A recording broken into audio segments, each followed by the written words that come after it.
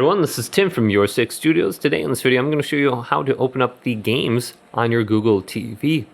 So what you want to do is simply go to the Google Play Store, and you might find it under here. There could be a category for you. Mine is right here, and I don't see all the games. That's the problem. So what I want to do is just simply go to the voice option on my remote and say Play Store, and open up the Google Play Store.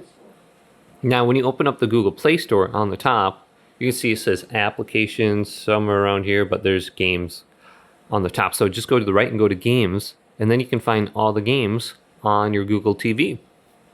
And if you connect your PS5 remote or something like that, you should be able to play some of these. And you know, they're going to be basic games, but they could be fun to just mess around with if you're a kid.